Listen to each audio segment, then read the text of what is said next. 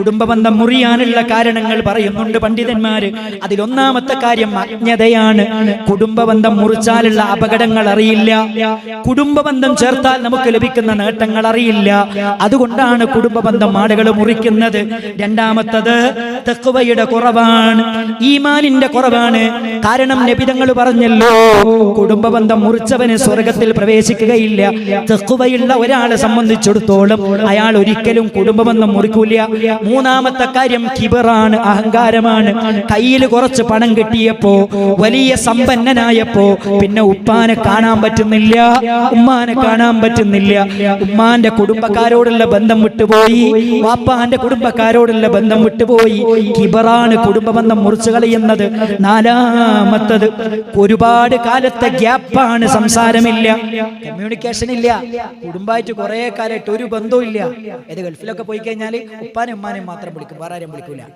കാരണം എന്താ, ഏറ്റവും അടുത്ത എളാപ്പുണ്ട്, നമ്മൾ എടുത്തു വളർത്തിയ എളാപ്പിയായിരിക്കും വാപ്പ ഗൾഫിലുള്ള സമയത്ത്. നമ്മളെ സ്കൂളിൽ കൊണ്ടുപോയി ചേർത്തത് മൂപ്പരായിരിക്കും, ഇതൊക്കെ ചെയ്തവരായിരിക്കും.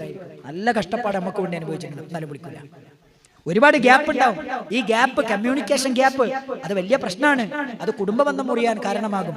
അതേപോലെ തന്നെ പണ്ഡിതന്മാർ പറയുന്നുണ്ട്, അൽ ഇതാബു ശദീദ്, ഭയങ്കരമായ കുറ്റപ്പെടുത്തൽ. ചില ആൾക്കാർ എന്ത് ചെയ്യുന്ന വെച്ചാൽ, ആൾക്കാരെ മുമ്പിൽ, കുടുംബക്കാരെ മുന്നിൽ വെച്ചിട്ട് ചില ആൾക്കാർ അങ്ങനെ ചീത്തറയും. പിന്നെ പറയുന്നത്, മൂപ്പരോട് ഞാൻ മിണ്ടൂല, എളാപ്പല്ലേ എന്ത് എളാപ്പിയാലും മിണ്ടില്ല, ഞാൻ മൂപ്പരോട് ഇനി മിണ്ടൂല.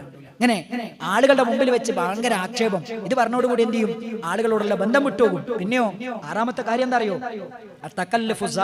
അനാവശ്യമായ ജാട. അതെന്താ, മൂപ്പര് വന്നാൽ ഇന്ന സാധനങ്ങളൊക്കെ വീട്ടിലുണ്ടാകണം, അപ്പൊ എന്ത് മൂപ്പരെ വിളിക്കൂല. കാരണം മൂപ്പര് വരുമ്പോൾ ഇന്ന കാര്യങ്ങളൊക്കെ വേണം, അതൊക്കെ നമ്മുടെ വീട്ടിൽ സൗകര്യപ്പെടൂല, അത്ര സാമ്പത്തികമായ ഭദ്രത നമുക്കില്ല, അത് വലിയ പ്രശ്നമാണ്. ഏഴാമത്തെ കാര്യം, വന്നവരെ പരിഗണിക്കാതിരുന്നാൽ, അല്ലേ, നമ്മുടെ വീട്ടിൽ വരുന്ന ഒരു വ്യക്തി ആരാണെങ്കിലും കുടുംബക്കാര്, അവരെ നമ്മളെ പരിഗണിക്കാതിരുന്നാൽ, അവരൊന്ന് ശ്രദ്ധിക്കാതിരുന്നാൽ, അവരെ നമ്മളെ സൽക്കരിക്കാതിരുന്നാൽ പിന്നെ അവർ നമ്മുടെ വീട്ടിലേക്ക് വരുമോ? ഒരിക്കലും വരൂല, അത് വലിയ പ്രശ്നമാണ്. എട്ടാമത്തെ കാര്യം, പിശുക്ക്. കുടുംബക്കാരെ സഹായിക്കേണ്ടി വരും എന്ന് വിചാരിച്ചിട്ട് ബന്ധം ചേർക്കൂല. അല്ലേ, എന്താ ഓന്റെ വീട്ടിൽ പോവാത്തത്, എന്താ അവിടെ പോവാത്തത്, ആ കല്യാണത്തിന് പോയാലേ അവിടെ സ്വർണം വാങ്ങാൻ കുറച്ച് കട ഉണ്ടെന്ന് പറഞ്ഞിട്ടുണ്ട്, 2 ലക്ഷമെങ്കിലും ഞാൻ കൊടുക്കേണ്ടി വരും, 1 ലക്ഷമെങ്കിലും കൊടുക്കേണ്ടി വരും, ഒരു 50,000 കൊടുക്കേണ്ടി വരും എന്ന് വിചാരിച്ചിട്ട്, പിശുക്ക് വിചാരിച്ചിട്ട് കുടുംബക്കാരോടുള്ള ബന്ധം മുറിക്കുന്ന ആൾക്കാരുണ്ട്. അതേപോലെ തന്നെ തഖീറു ഖിസ്മത്തുൽ മീറാസ്, അനന്തര സ്വത്ത് വീതം വെക്കുന്നത് വൈകിപ്പിക്കുന്നു. അത് നമ്മുടെ നാട്ടിലുള്ള ഒരു കാര്യമാണ്. ഒരു മോനെ സാമ്പത്തികമായിട്ട് അത്യാവശ്യം നല്ല ഭദ്രത ഉള്ള ഒരു മനുഷ്യനാണ്, മൂപ്പർക്ക് വലിയ പൈസേൻ്റെ ആവശ്യമൊന്നുമില്ല, ബാക്കിയുള്ള മക്കളൊക്കെ നല്ല കഷ്ടപ്പാടില്ല. ബാപ്പ മരിച്ചിട്ട് സ്വത്ത് ഒരു വെക്കണില്ല. മോൻ പറയാണെന്ത്, ഉമ്മയും കൂടെ മരിച്ചിട്ട് മതി. കാരണം എന്താ, ഓന്റെ കയ്യിൽ സ്വത്തുണ്ട്, ബാക്കിയുള്ളവർക്ക് വീടുണ്ടാക്കണമെങ്കിൽ ഇത് വീതം വെച്ച് കിട്ടണം. ഇങ്ങനെ കുടുംബബന്ധം മുറിയും. കാരണം എന്താ, എല്ലാവരും ഇവന് നേരെ തിരിയും. അല്ലെ, അത് കുടുംബബന്ധം മുറിയാൻ. വാപ്പ മരിച്ചാൽ വാപ്പാന്റെ സ്വത്ത് ഒരുക്കണം, അത് ഇസ്ലാമിന്റെ നിയമമാണ്. വാപ്പാന്റെ കടവും വാപ്പാന്റെ വസിയത്തും കഴിഞ്ഞാൽ വാപ്പാന്റെ സ്വത്ത് ഒരു വെക്കണം, അതാണ് ഇസ്ലാമിന്റെ നിയമം. അതേപോലെ തന്നെ 10ാമത്തെ കാര്യം, അശ്ശറാഖത്തു ബൈനൽ അഖാരിബ്, കുടുംബക്കാരുമായിട്ടുള്ള കൂട്ടുകച്ചവടം. അതിൽ ഏറ്റവും കൂടുതൽ കുടുംബം തെറ്റിപ്പോവുക. ഏട്ടനും അനിയനും കൂടെ കച്ചവടം നടത്തും, അതെന്ത് ചെയ്യുന്ന വെച്ചാൽ അവിടെ ഉണ്ട് ഇവിടെ ഉണ്ടാവില്ല, അത് പ്രശ്നമാകും. പിന്നെ ഒരു തമ്മിൽ മിണ്ടൂല.